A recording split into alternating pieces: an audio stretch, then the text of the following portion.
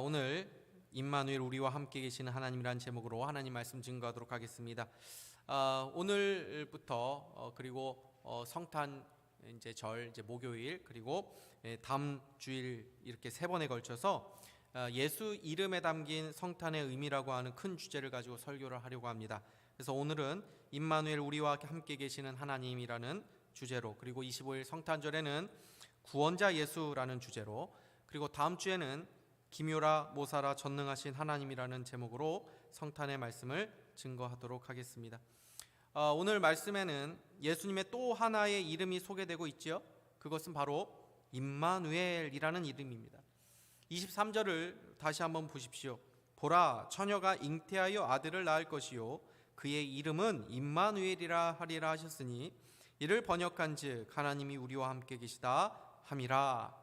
우리는 예수님의 이름을 예수님이라고 하는 그 이름만을 생각하기 쉬운데, 오늘 본문을 보니까 임마누엘이라는 이 단어도 예수님의 또 하나의 이름으로 소개되어 나오고 있지요. 임마누엘이라는 뜻은 무엇입니까? God with us, 우리와 함께 계시는 하나님이라는 뜻입니다. 이 말씀은 이 마태복음에서 처음 기록한 것이 아닙니다. 오늘 마태는 이 말씀을 구약 성경에서 인용하고 있는 것이죠. 앞절에 있는 22절을 다시 보시면 이렇게 되어 있죠. 이 모든 일이 된 것은 주께서 선지자로 하신 말씀을 이루려 하심이니 이르시되 하면서 보라 처녀가 잉태하여 이렇게 나온 것입니다. 이르시되라는 말이 무엇입니까? 구약 성경에서 이렇게 말씀하시되라는 뜻입니다. 마태가 인용한 말씀이 이사야 7장 14절 말씀입니다.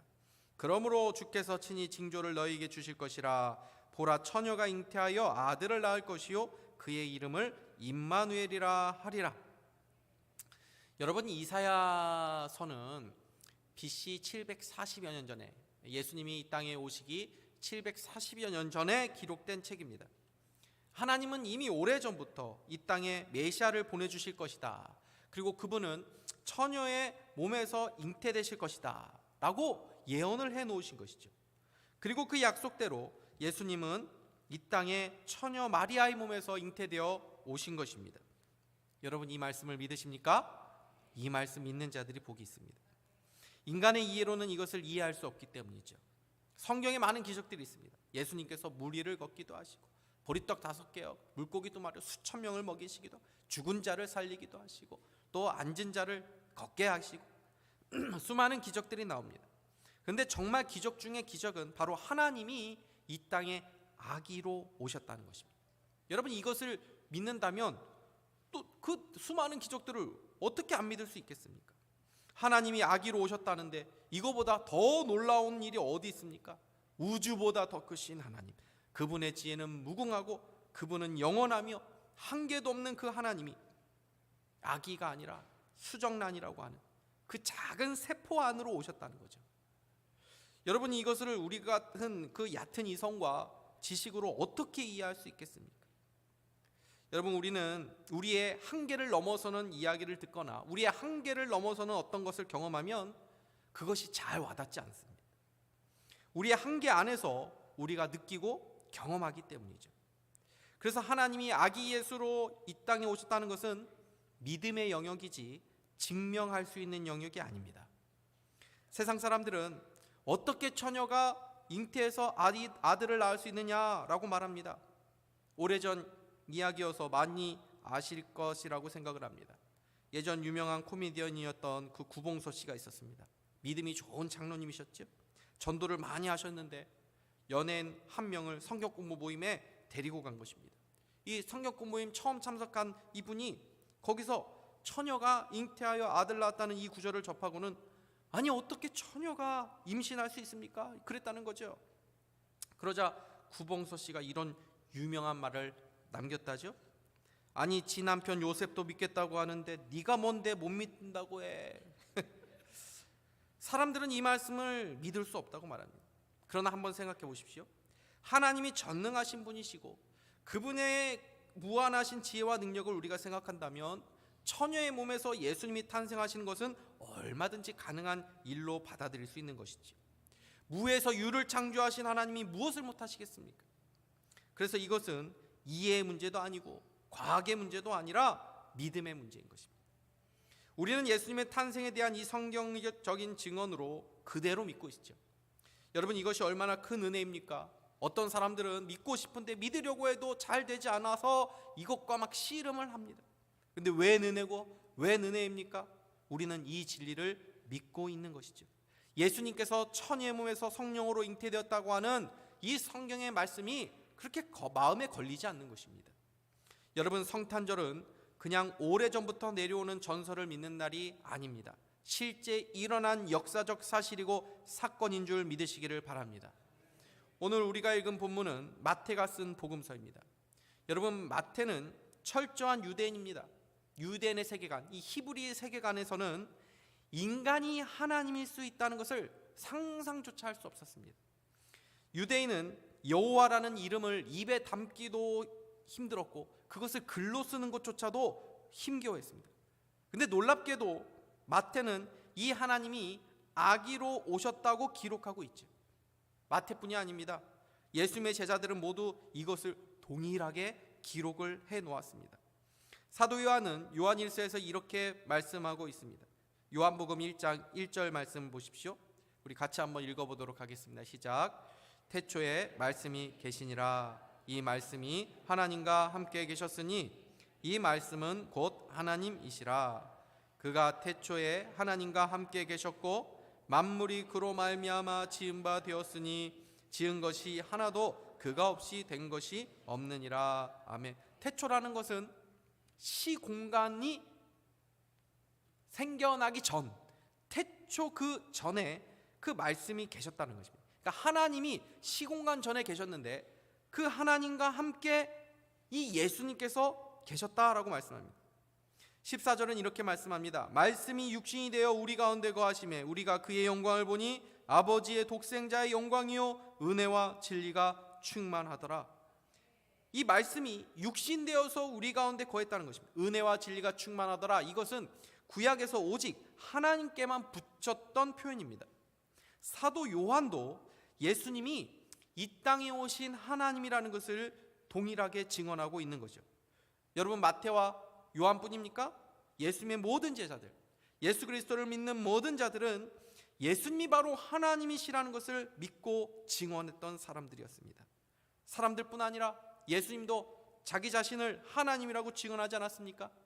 아브라함이 나기 전부터 내가 있느니라, 나를 본 자가 아버지를 보았다 말씀하셨습니다. 여러분, 사람이 자신의 가치관과 세계관이 바뀐다는 거, 이게 정말 쉬운 것이 아닙니다. 장성한 사람이, 그죠? 그래서 뭐 길거리에 가가지고 짧은 시간에 짧은 몇 마디로 전도해가지고 예수 믿는 일이 일어나는 것은 그 놀라운 기적이 일어나는 것이죠. 유대인의 세계관도 변화시키시고 예수님을 하나님으로 고백하게 하신 그 은혜가 우리에게 있는 줄 믿으시기를 바랍니다. 그러면 왜 하나님이 아기 예수로 이 땅에 오셨습니까? 첫 번째 이유는 우리와 함께 하기 위해 오셨다고 말씀합니다. 여러분, 하나님은 이 땅에 꼭 오셔야 할 이유가 없으신 분입니다. 그러나 그분은 우리와 함께 하기 위해 이 땅에 오셨다라고 말씀합니다. 어떤 모습으로 오셨습니까? 왕의 모습 그대로 오신 것이 아닙니다. 지구를 지키는 그런 어벤져스로 오신 것이 아닙니다. 아기로 오셨다는 것입니다. 여러분, 아기는 어떤 존재죠? 가장 힘이 없는 존재가 아기입니다. 먹을 것을 주지 않으면 죽을 수밖에 없습니다. 안으면 그냥 안길 수밖에 없습니다. 기저귀를 갈아주지 않으면 그냥 똥오줌을 뭉개고 있어야 됩니다. 뭐 이렇게 저렇게 막 팔을 막 움직이면 그대로 막 할 수밖에 없습니다. 심지어 아기는 지 몸조차 막 가누지를 못하죠. 손싸개를 왜 해줍니까? 그거 가지고 지 얼굴 막 긁고 막 이러지 않습니까? 자기 몸을 자기가 컨트롤을 못하는 게 아기죠. 심지어 그냥 누가 밖에다 던지면 그냥 죽을 수밖에 없는 이 무능한 존재가 아기인 것 아닙니까? 가장 높으시고 가장 전능하시고 가장 무한한 지혜와 능력을 가지신 분이 가장 낮고 가장 무능한 존재로 오신 것을 가장 잘 보여준 날이 바로 성탄절입니다. 왜 그분이 그런 모습으로 오신 것입니까? 참 사람이 되셔서 우리와 함께하기 위해서라는 것입니다.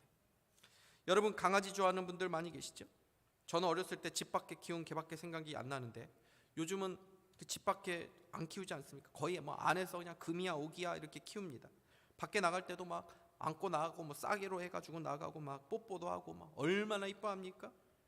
예전에 제가 부목사 시절에 어느 성도님께서 막 우시면서 목사님 오늘 제 딸이 죽었어요 해가지고 제가 깜짝 놀라가지고 어쩔 줄 몰라 하고 있는데, 아니 저희 집 강아지요 그래가지고 제가 좀 어떻게 대응을 해야 될지 몰랐던 적이 있는데, 여러분 강아지를 자식과 같이 이뻐하는 사람도 자신이 강아지처럼 되고 싶지는 않을 것입니다. 강아지하고 사람은 그래도 같은 피조물이죠. 근데 창조주 하나님이 피조물이 된다는 것은 차원이 다른 것입니다. 그 차원이 무한한 것이지요. 여러분, 하나님이 우리와 함께하기 위해 아기 예수로 오셨다는 것은 그분이 우리를 얼마나 사랑하시며 우리와 얼마나 함께하길 원하시는지를 보여주시는 것입니다. 우리와 함께하기 위해 창조주와 피조물의 그 무한한 간극을 극복하시고 오셨다는 것은 그 차이만큼 우리를 사랑하신다는 것을 보여주는 것입니다. 이 성탄에 우리를 향한 하나님의 사랑을 깨닫고 감사하며 감격하며 그 하나님을 사랑하는 우리 모두가 될 수 있기를 주님의 이름으로 축복합니다. 우리는 하나님이 함께 하신다는 것을 믿는다고 말하지만 우리의 현실, 우리의 상황을 볼 때 하나님의 함께 하심을 의심할 때가 있습니다. 불같은 고난을 만나면 정말 하나님이 나와 함께 하시나? 하나님이 함께 하신다면 어떻게 나에게 이런 일이 일어날 수 있단 말인가? 아무도 나를 이해해 주지 못하는 그런 외로움 가운데 있을 때, 아무리 기도해도 응답이 없는 것 같은 현실을 볼 때에, 소망이 없어 보이는 우리의 상황, 가정, 주변의 모습들을 볼 때에 임마누엘 하나님이 보이지 않는 것 같습니다. 그러나 오늘 이 성육식 사건을 우리가 기억해 보십시오. 하나님은 우리를 이 고난 많은 세상에서 끌어올리셔서 하나님과 함께 하시도록 하신 것이 아니죠. 하나님께서 이 죄와 고난이 많은 세상 가운데 뚫고 오셔서 우리와 같은 모양으로 오셔서 우리와 함께 하신 것입니다. 임마누엘은 고난의 제거를 말하는 것이 아니라 고난 가운데 동행하시는 은혜를 말씀하죠. 여러분, 사드락 메삭 아벳느고의 이야기를 잘 아시지요? 이방 나라의 왕이 자신이 세운 그 금신상에 절을 하면 살려줄 것이라고 말했을 때 이들은 하나님 외에 다른 신을 섬기지 않겠다고 그 금신상에게 절하지 않습니다. 그리고 왕에게 하나님께서 우리를 구원해 주실 것입니다. 그러나 그리 아니하실지라도 왕이여, 우리는 왕과 왕의 신들을 그리고 왕이 세운 금신상에게 내가 절하지 않을 줄을 아십시오. 이렇게 말을 합니다. 왕은 그들을 뜨거운 풀무불에 던져 넣습니다. 거기에 어떻게 되어가나 이렇게 보고 있는데 3명이 있어야 되는데 보니까 3명이 아니라 4명이 그 풀무불 사이를 거닐고 있다는 것이죠. 사드락 메삭 아벳느고 외에 또 한 인물이 누구일까요? 많은 성경학자들은 그 한 인물이 바로 성육신하신 예수 그리스도다라고 말씀합니다. 하나님의 구원은 그들을 풀무불에 들어가지 않도록 하시는 것만이 아니라 그 풀무불을 구원은 그들을 풀무불 안에 들어오셔서 함께 해주시는 그러한 구원의 역사와 방식도 있다는 것을 보여주고 계신 것입니다. 예수님이 오신 시대가 어떤 시대였습니까? 로마 제국이 지배하던 시절이었습니다. 어두운 현실이었죠. 고난의 현실이었습니다. 아구스 왕이 호구조사의 명령을 내려서 예수님을 임신하신 마리아와 요셉이 고향으로 갑니다. 호구조사 명령을 왜 내린 것입니까?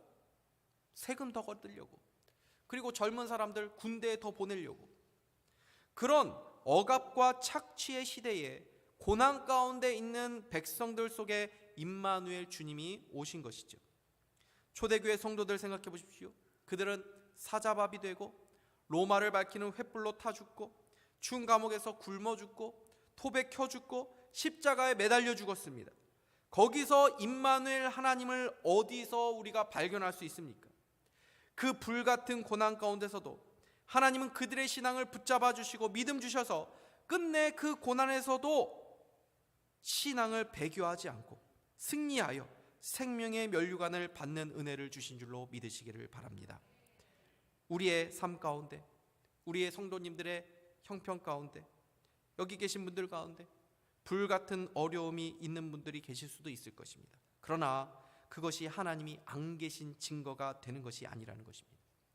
지금 여러분이 그 고난 가운데서도 믿음 붙잡고 계시고 하나님을 믿고 계시고 하나님을 예배드리고 있는 이 자리에 있는 것이 바로 임마누엘 예수님이 여러분과 함께 하시는 큰 증거가 되는 줄 믿으시기를 바랍니다. 하나님께서 인간의 몸으로 이 땅에 오신 또 하나의 이유는 바로 우리와 인격적인 관계를 맺고 싶어 했기 때문입니다. 여러분, 사랑하는 대상이 있으면 그 존재와 교제를 누리고 싶어 하게 되죠. 연예인 이 팬들 보면은 그 연예인이 자기 이름 한 번만 불러줘도 막 좋아가지고 막 어쩔 줄 몰라 합니다. 왜요? 자기 이름 불러주는 그 순간 인격적인 교류를 느끼게 되기 때문입니다. 여러분, 하나님과 교제하는 우리의 신앙은 추상적 신앙이 아닙니다. 우리의 느낌이 아닙니다. 이사야에서 하나님이 우리와 함께 하시기 위해 이 땅에 오셨다라는 말씀을 이미 예언해 놓았음에도 유대인들이 왜 이 말씀을 믿지 않았습니까?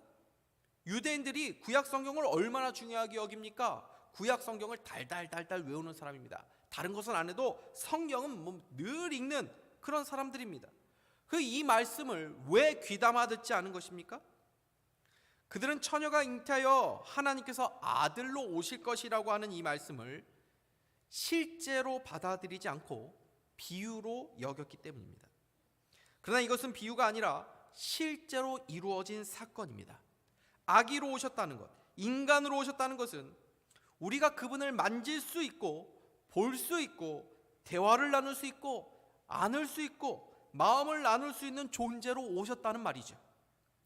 그래서 예수님이 이 땅에 계시면서 사람들과 친히 그 육신으로 함께 하셨습니다. 그들의 손을 잡아주셨고 그들과 대화하시고 그들과 함께 웃으시고 울으시고 그들을 안아주시고 위로해 주셨습니다. 여러분, 우리가 믿는 하나님은 인격적인 분임을 믿을 수 있기를 바랍니다. 그래서 우리는 지금도 우리가 믿는 주님과 인격적인 교제를 나눌 수 있는 것이죠. 하나님이 보이지 않는다고 해서 그분의 인격을 의심하지 마시기 바랍니다. 우리가 가장 자존심 상할 때가 언제입니까? 인격을 무시당할 때죠. 가장 인격적으로 무시당할 때가 언젠가 하면은 내가 있는데 나를 투명 인간 취급할 때죠. 분명히 내가 존재하고 있는데 내가 없는 것처럼 행동하면 그 화가 나지 않습니까? 그게 왕따시키는 거죠.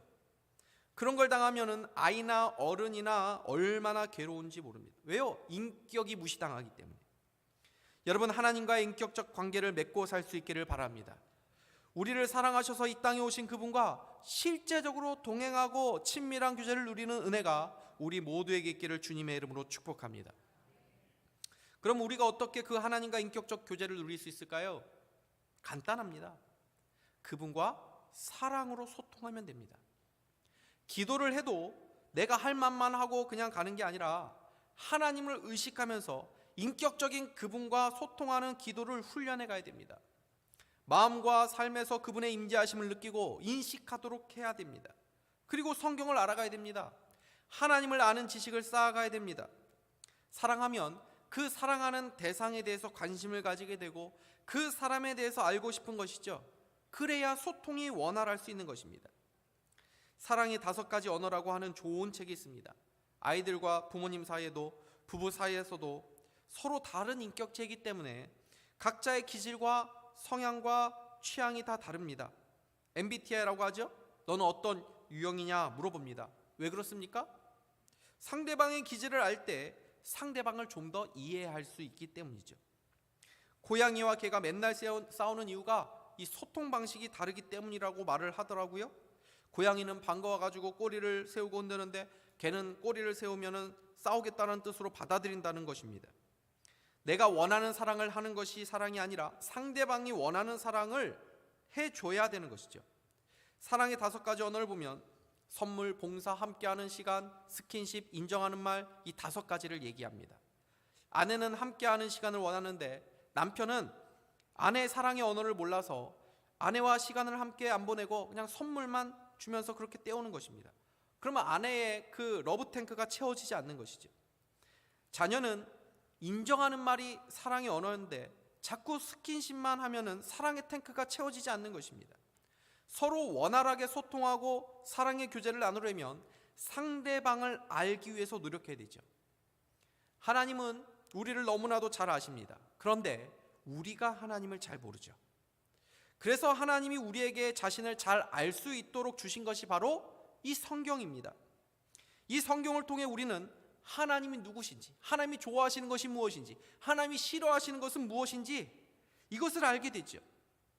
하나님의 지식을 알아갈 때에 우리는 하나님과 더 풍성한 인격적 교제를 나눌 수 있게 되는 것입니다.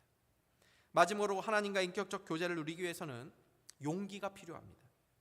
여러분, 오늘 이 말씀은 마리아와 정혼한 요셉에게 주신 말씀입니다. 여러분, 한번 요셉의 입장에서 생각해 보십시오. 마리아가 임신했습니다. 그런데 자신으로 인해서 임신한 게 아닙니다. 만약 이 마리아와 요셉이 이 결혼을 하지 않았지만 약혼한 사이였기 때문에 지금이야 약혼이 대수롭지 않을 수 있겠지만 당시 유대 사회에서는 약혼이 거의 결혼하고 거의 동일시되는 그런 가치였습니다. 당시 유대 사회가 얼마나 보수적이었습니까? 그래서 약혼을 하는 것도 집안, 이 어른들의 합의로 이루어진 것이죠. 그래서 남편과 아내의 신의를 지켜야 했습니다.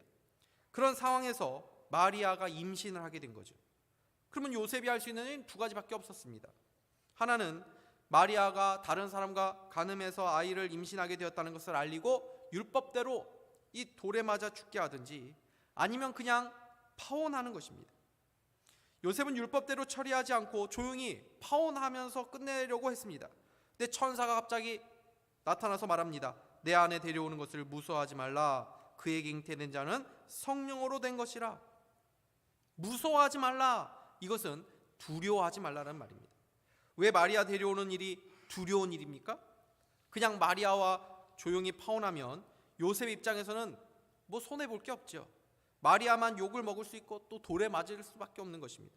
그런데 마리아를 요셉이 데려오면 이 모든 일을 요셉이 함께 감수해 가야 됩니다.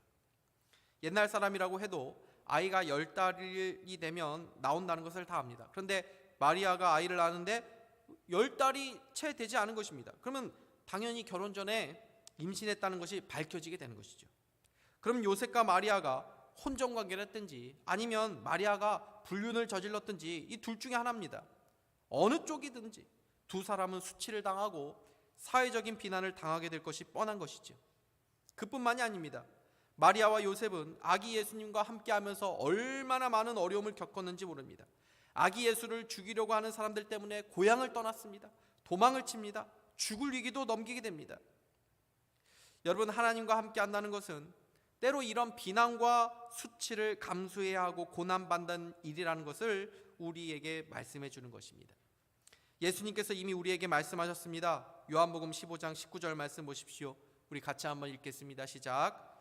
너희가 세상에 속하였으면 세상이 자기의 것을 사랑할 것이나 너희는 세상에 속한 자가 아니요 도리어 내가 너희 세상에 택하였기 때문에 세상이 너희를 미워하느니라. 아멘. 하나님과 함께하기 위해서는 세상의 미움을 받을 수 있는 용기가 필요한 것이죠.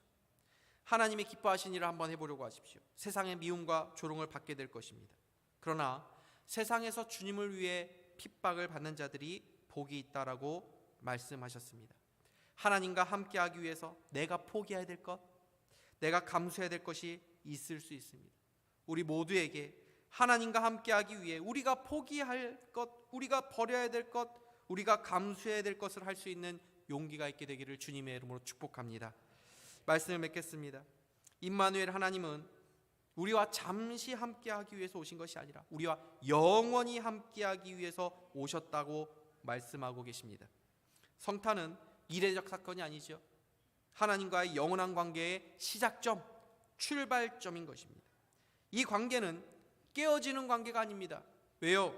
우리가 붙들고 있는 관계가 아니라 하나님께서 시작한 관계이고 하나님께서 붙잡고 가고 있는 관계이기 때문입니다.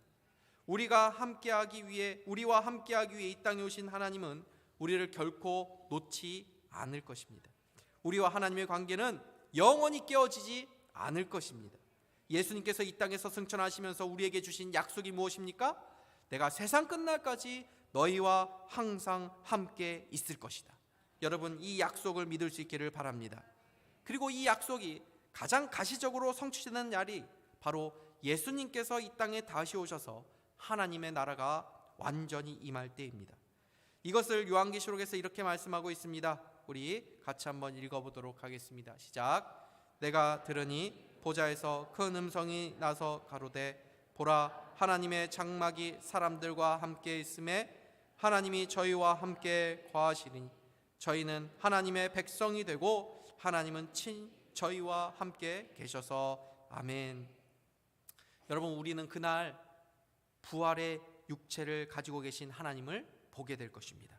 그날 우리는 하나님을 만져볼 수 있을 것입니다. 안아볼 수 있을 것입니다. 주님께서 우리의 눈물을 친히 닦아주시는 것을 경험하게 될 것입니다. 오늘 임마누엘로 이 땅에 오신 예수님이 여러분에게 큰 위로와 소망이 될 수 있기를 바랍니다. 이 복된 말씀을 들려주신 하나님의 은혜에 감사하며 우리를 사랑하사 이 땅에 오신 예수님을 우리도 사랑하고 그분과의 친밀한 사랑의 소통이 깊어져가는 복된 성탄의 계절이 될 수 있기를 주님의 이름으로 축복합니다. 기도하겠습니다. 하나님 아버지, 감사합니다. 우리를 사랑하사 이 땅에 오신 예수 그리스도를 생각할 때에 우리도 주님을 사랑하는 마음이 일어나는 귀한 시간을 우리에게 허락해 주신 것을 감사합니다. 우리도 주님을 사랑하여 주셔서 주님이 우리를 위해서 모든 것을 버린 것처럼 우리도 주님을 위하여 아낌없이 버리며 주님과 영원히 교제하는 기쁨을 누리는 그러한 귀한 믿음이 우리 모두에게 있도록 주님께서 은혜를 베풀어 주시옵소서. 예수 그리스도의 이름으로 기도하옵나이다. 아멘.